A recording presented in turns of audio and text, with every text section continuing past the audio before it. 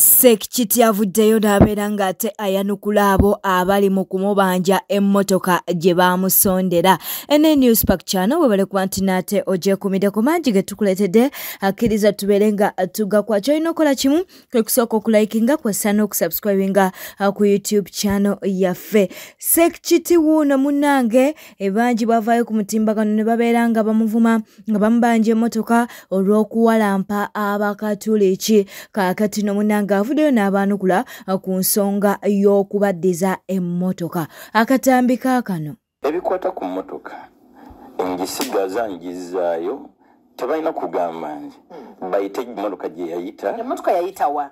Yali Madamu Sylvia ne King Saha. Boogerezeganye nabo abo bajja kuntuukirira tujja kumaliriza nabo. Otherwise kati bano nze emmotoka saagifuniramu ebyo. Kati era teyinza ko sizinza jogererako mu ebyo. Nyina jogererako mu gye yayita. Tujja kuliziganya nabo.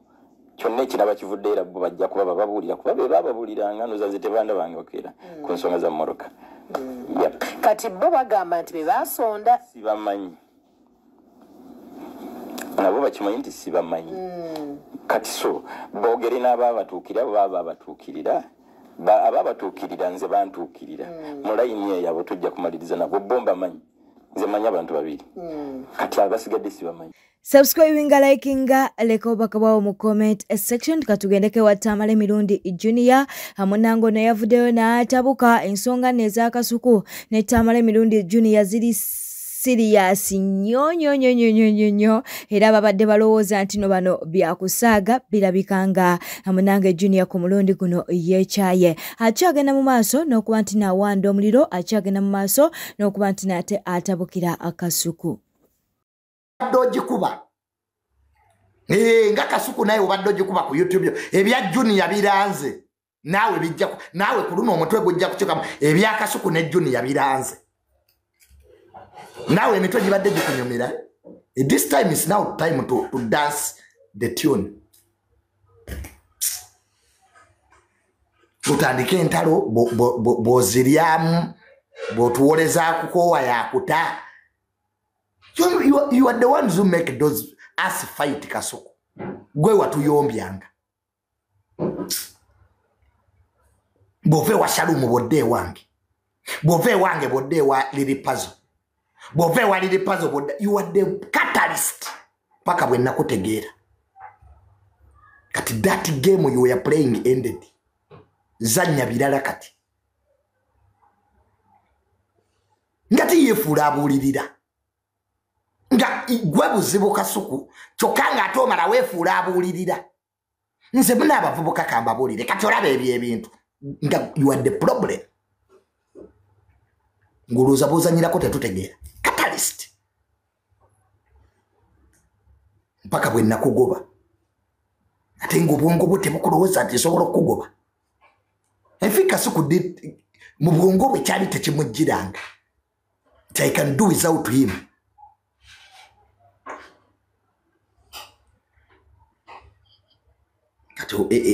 Nga wekwata kubisi nze mukuza tokyali mukuza wange twayawukana sikwagala wange tondaba wo kasuku ne bonsanga mu luguudo mpitako buyisi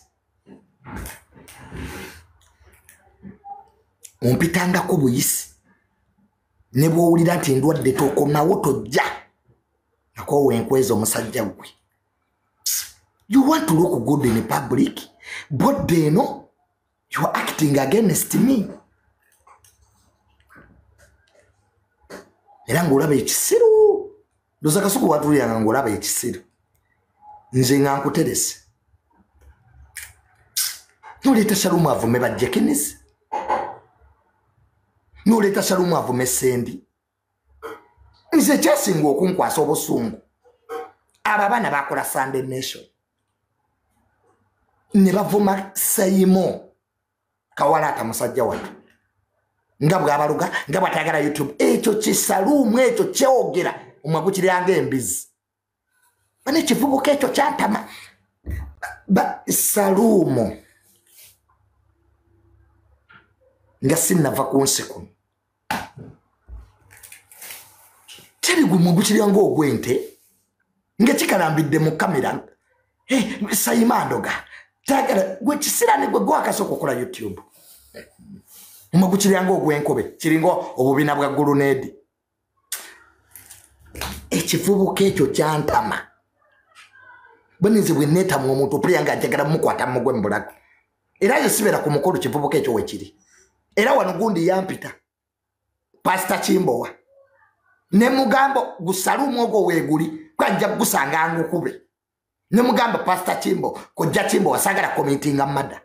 I don't want that boy around. Era ne bakigoba. Ko Chimbo yagoba kisalu omwejo. Nimga sijja kujja. Nze buli yampita tompita ngoguzimu weguli that idiot. Era ne emikolo egiriko kasuku tompita. Gubotegera nti oyise kasuku junior tomuyita. Nina abantu bennakoowa. Nga bwe mbatulako olunaku lufa. Buli ayita kasuku tompita. Kebe press conference tozimpa sente. Sijja kukola. Awo nno wetuli. Era nampa sente mbu nkuwagire. Netegera ati ku timu kuliko kasuku. Kuliko Shalom nkuvumirawo. Gwegwe envuma. Let me tell you, mwafunye Arsenal omupya. Bali timu gye baliko sigibera ko ate kati nvuma buvumi eri gye bali. Kemba sanga nga bali wa President 7 ngenda wa Bobby Wine. Akalulu kano. Nensanga kasuku we nalemo ba Shalom nzira wa Bobby Wine gwempagira. Era Bobby Wine ojja kuba wefunidde spokesperson obwerere. Side gye baliko sigibako. So, twazeewo ne full figure, my sister. Anti kati byankwe. Era ne tusigning memorandum of working together. Mama Flower full figure. Ebyali bitutabangudde tusooke tubireke. Kwa kati fenna tulina omulabo omu.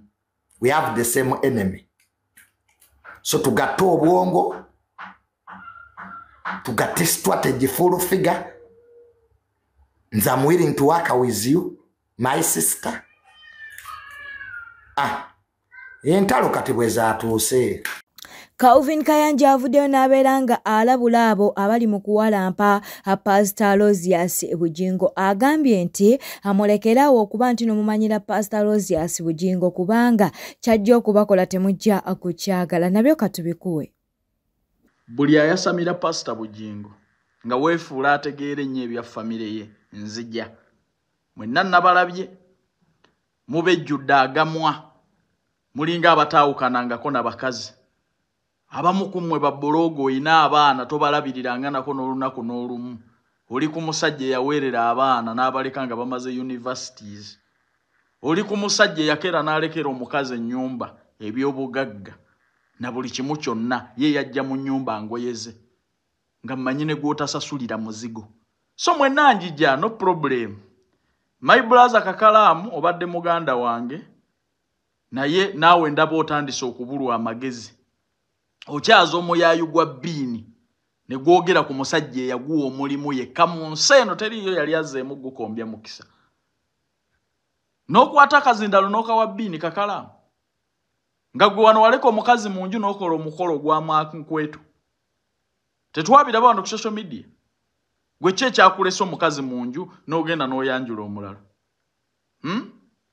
Kakalamu beera e Bulaaya ng'olimu amagezi mwesonyiwe Bujingo. Kakalamu mwesonyiwe Bujingo. Lekeraawo okukwata ogwo omuzingirigiti gwa bbiini n'oguwa omuzindaalo n'oguteeka mu kamera. Okwogerera omusajja ebikikinike nga naawe okimanye bulungi nti waye ezimu ku mutwe teziriiko. Saagala tuveewo bubi. Ndi muntu ankuuma empisa. Kakalamu ebyo bikolwa byokola ng'omanyi bulungi abantu be bayisizza mu bantu n'okwata akazindaalo ne kamera n'otunuza mu mbwa ya bbiini. Omusajja gye yagiyamba nga buli kimu kyonna kyeri olwaleero Bujingo. Kakalamu gossiro. Kakalamu gossiro.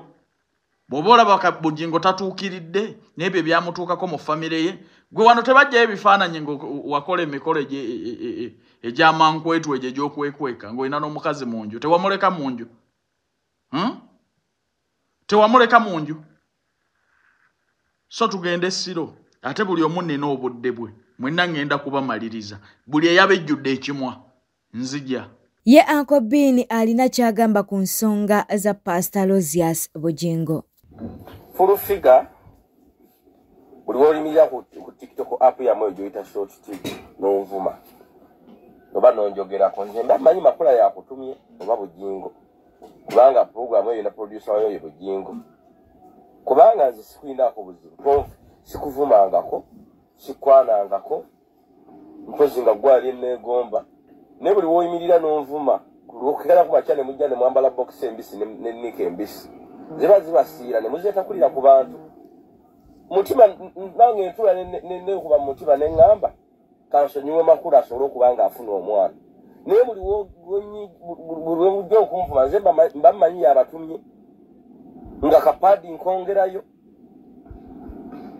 nga padi njongerayo nga njigayo mu kiswa nga yagenda wa Dr. Sali kuddamu kunywa amadagala anyanya amadagala bajja fuke obudde butuuka ajja tuuka ekiseera nga afuuse ekigeserezo nga gwe bageserezaako eddagala ly'okuzaala. Olutalo olwa Prima kwossa ne Henry Munange lukyagendera ddala mu maaso kaakati nno Munange Henry yavuddeyo nalo kagamba nti Prima alina mental disorder. Naye wali abaagala natossaayo kikyo akatambi kaakano. It's a mental what? It's a mental disorder, yeah. So Prima has a wound. No, I'm just saying she could not only be the one. One thing I know that social media should not dictate how you live your life. Yeah, do not be there and you really want you die for social media like Salot. About Jack Watcher, it's actually a disease. It's called validation connoisseur. So you wanted to settle with Prima because you used to pick her kids from school.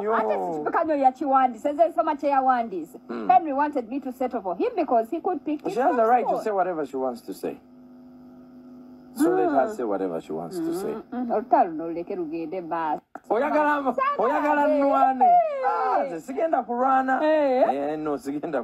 Olutalo Munange lwa Lydia Jasmine nkosa n'omuyimbi ono Dan Flavor terunaggwa ono nno ayagala Lydia Jasmine abeerenga amwetondera. Why not? Nze ndi muntu ate sina musonyiwa. She's a human being. Obula kyalina okumanya she should get out. Yanetondere ku yakola. Kwanze nganze, why should I apologize to her? Kasita kifuula official era bwe yakikola to defamate my name. I have no issue. Ebisigadde my lawyers will handle because they are in touch with her. Tambudde badde mulabi mulungi olekwekumira ku Newspack channel kankusobola ngo subscribinga o likinga kwasa n'okulekawo obaka bwawo mu comment section. Beera bulungi weera